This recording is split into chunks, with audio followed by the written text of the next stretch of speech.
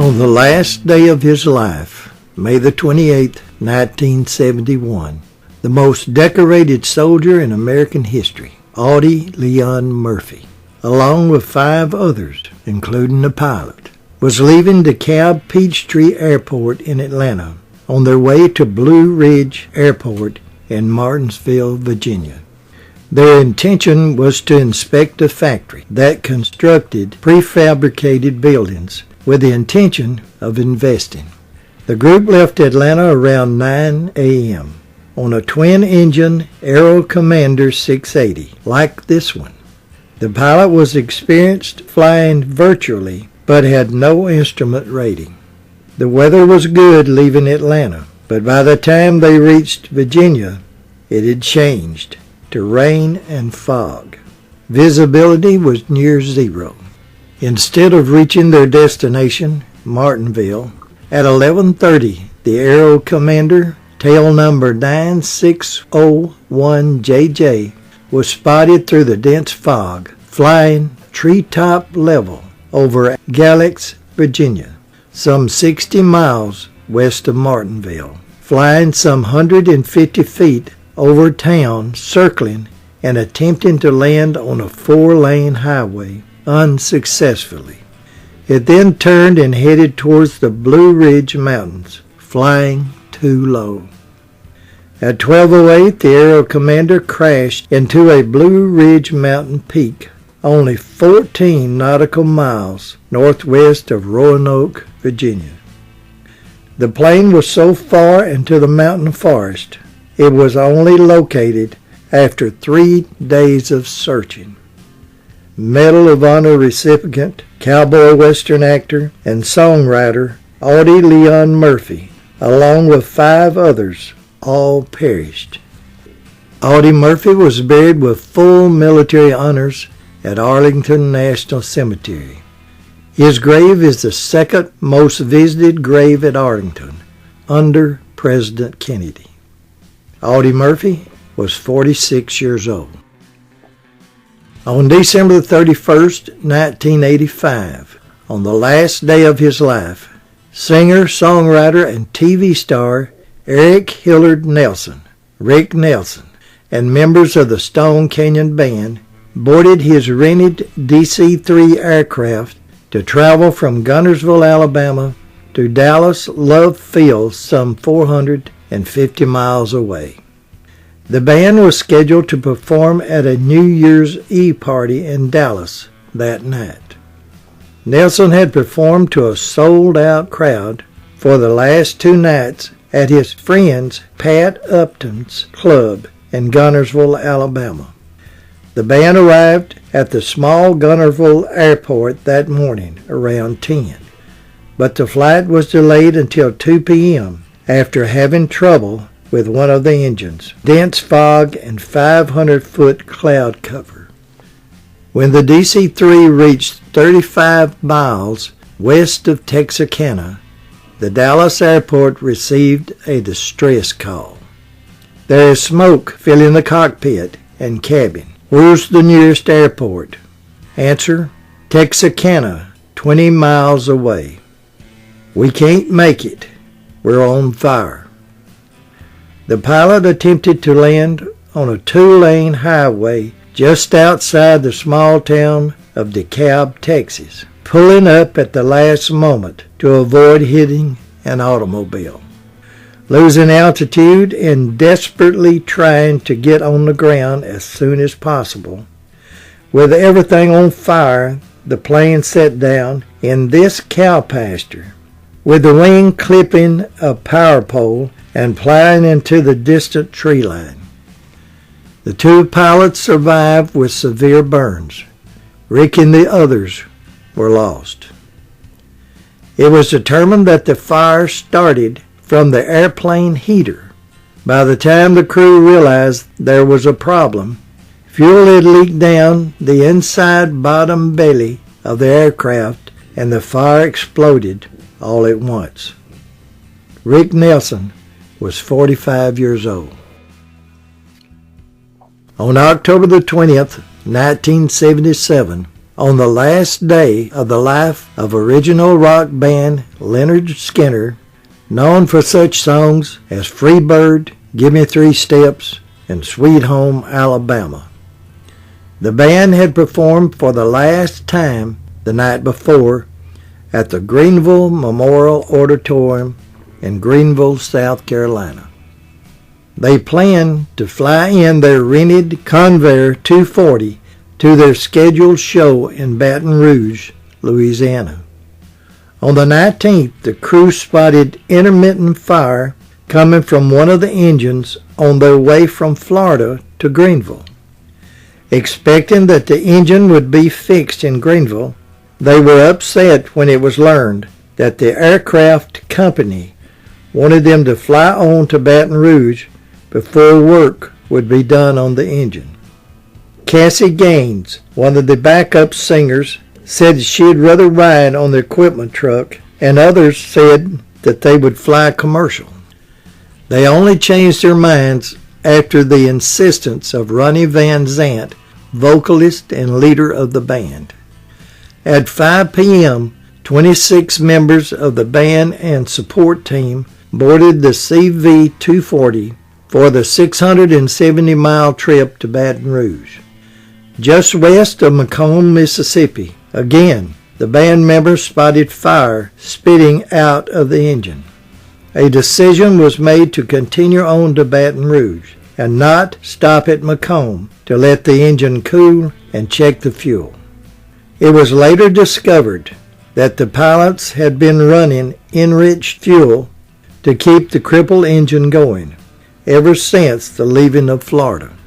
This meant more fuel was being used than normal. To make matters worse, the fuel gauge was not working properly. The only way to check the fuel for sure was to use a stick, which the pilots didn't do before leaving Greenville.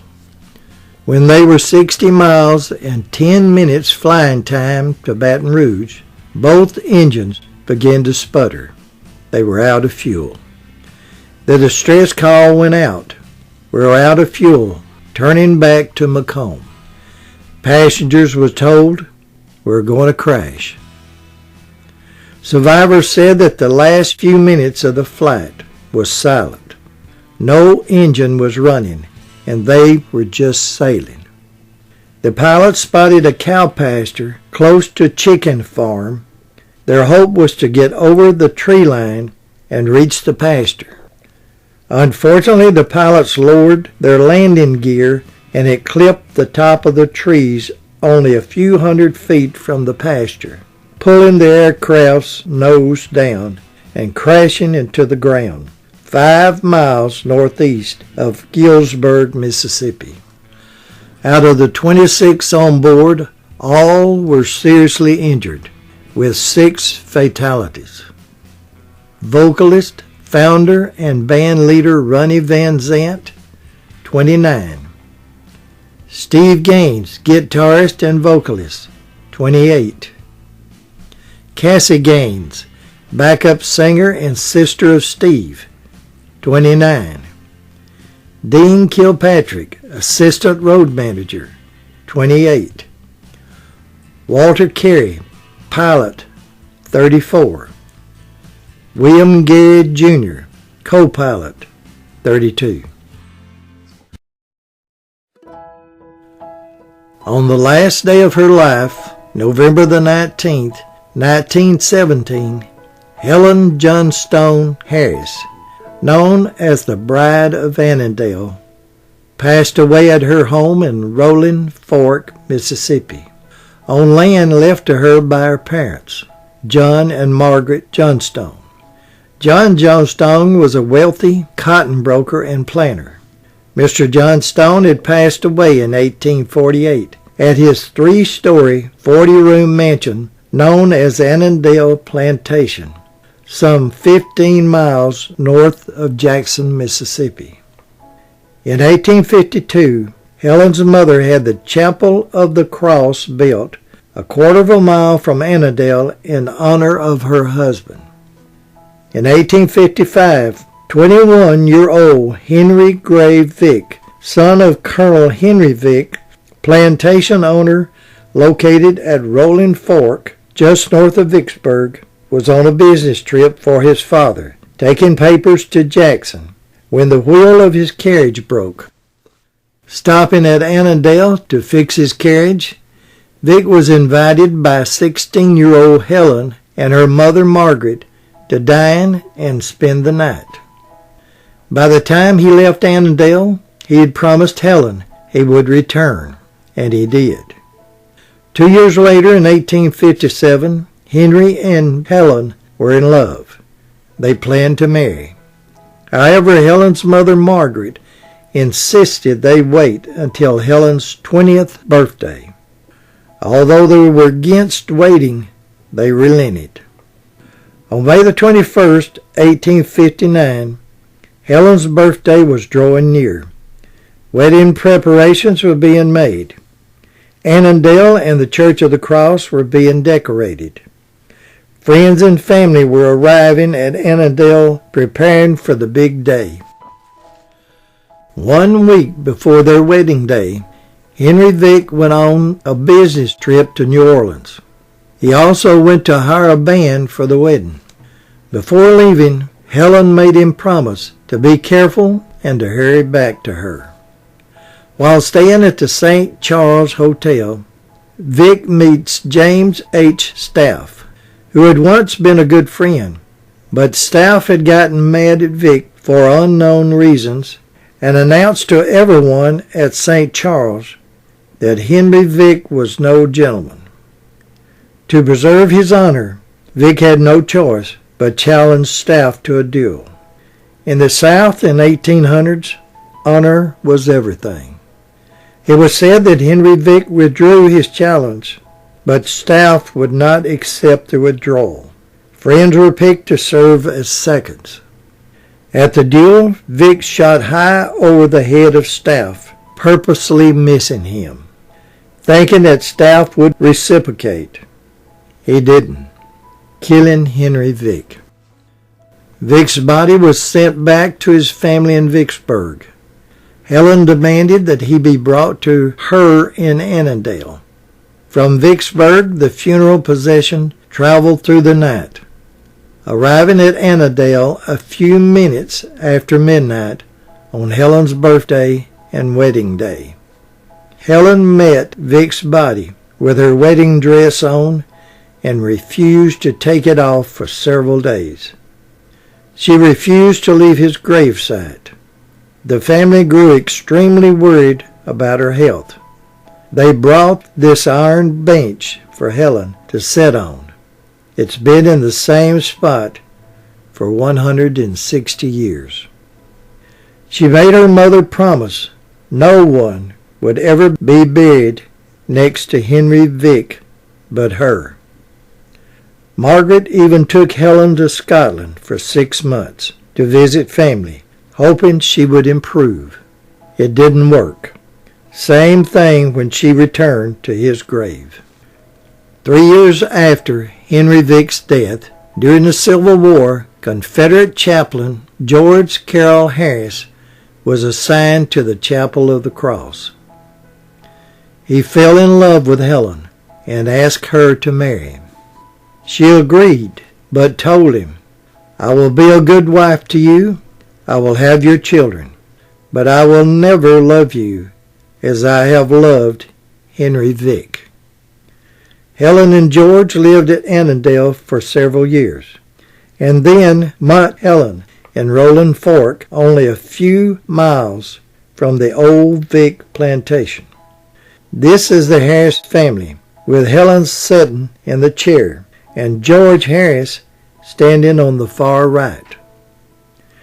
Friends that were there the night that Helen passed said that she was calling for Henry Vick and wanting to discuss their wedding plans.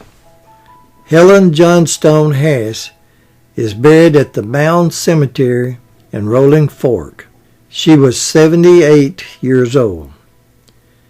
Helen's father, John Johnstone, is buried at the Chapel of the Cross with his wife Margaret on his left. On the left of Margaret is Henry Grave Vick. The gravesite to the left of Henry Vick still stands empty.